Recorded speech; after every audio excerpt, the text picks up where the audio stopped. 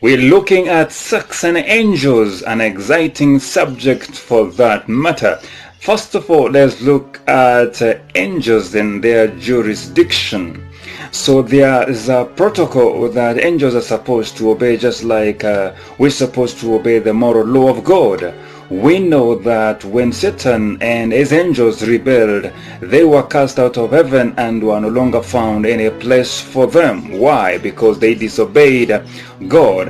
Whoever disobeys God is not fit for heaven. Thy kingdom come, thy will be done on earth as it is in heaven. It's only the will of God that's supposed to be done, whether it is in heaven or on earth. So if you don't do the will of God, whether you are a cherub or you are a seraphim or you're an angel, an exalted archangel, it doesn't matter who you are, your place is going down.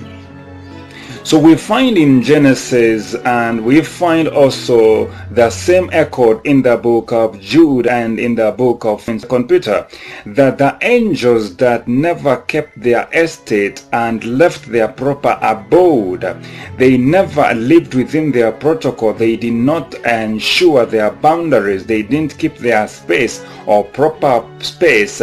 These have been chained in 3 places. One of them is hell, the other one is pits of darkness, and the other one is chains of eternal darkness.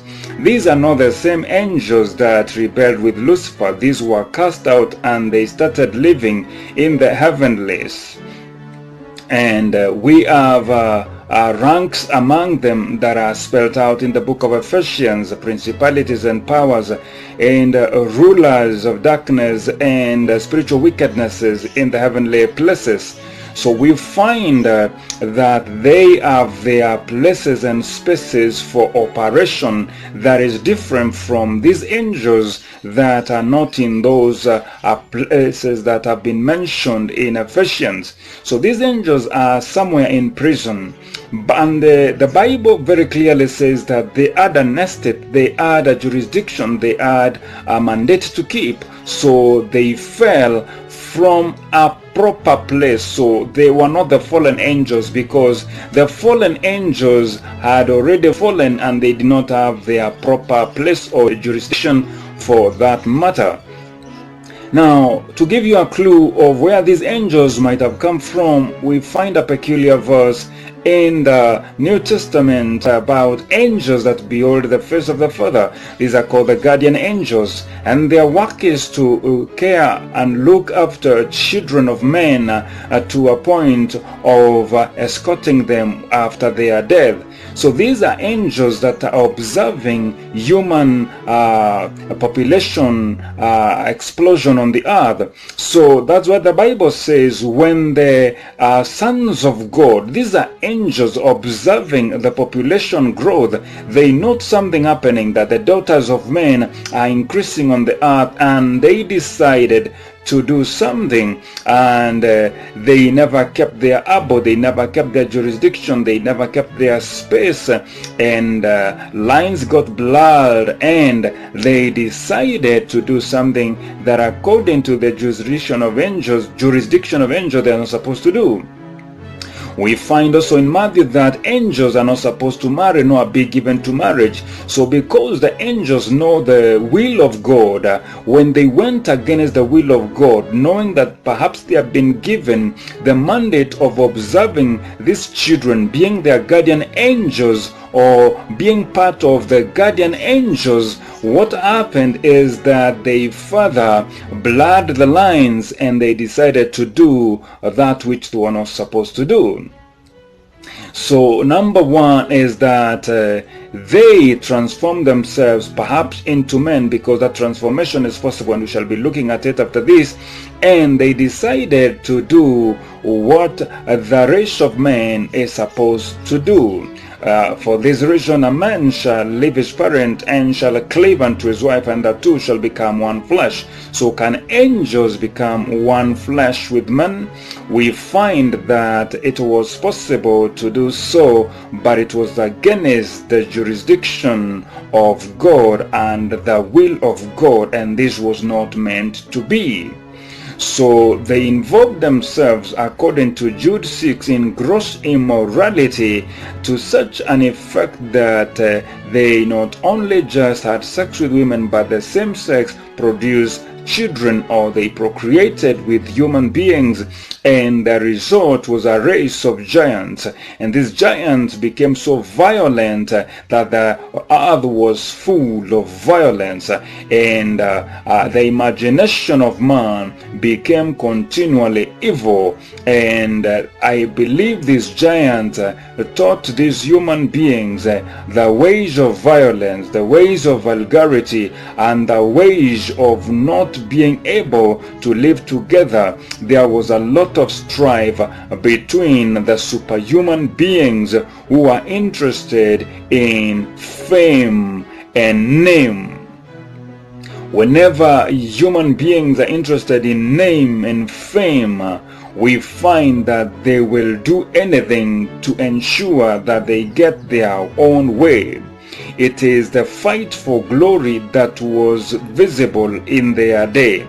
So in their attempt to grab everything for them, to identify with each and everything that was on the earth those days, they claimed for themselves even that which was not supposed to be theirs. For instance, the Bible says these angels, when they got to the point of getting these women, there were no proper nuptials or bride price negotiation or marriage negotiation with the human parents for these daughters. They took any girl that they thought this would be good for me. So you find that they violated the will of man. In other words, there was a lot of rape cases, and there was pregnancies that were not really under the care of a husband and wife per se. So these angels just wanted to sleep with as many women as possible and give birth to as many children as possible, and the idea was to just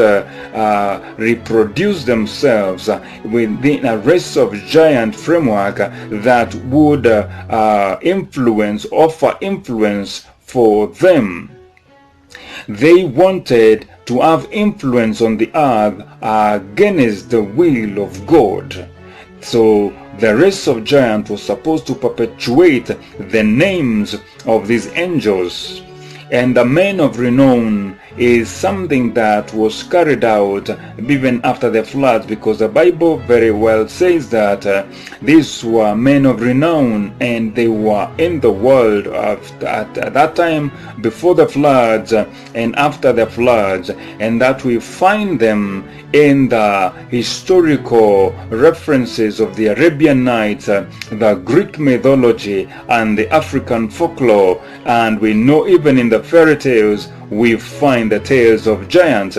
And when anthropologists have gone for excavations in various parts of the world, they have come up with bones and structures of human beings so big that connote beyond any reasonable doubt that surely there were giants that reigned supreme at a certain time in history. And this was a race between human women and angels that left their estate.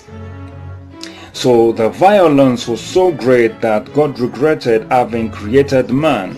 Why is it that God is regretting creating man and not regretting creating angels? Well, he knew that the angels were going for prison, and they went to prison. What about man? Man was destroyed, but still a man called Noah was found, and he found grace in the eyes of God, and so he was salvaged. So we talk about the possibility of angels having sex with human beings and are reproducing themselves in giants.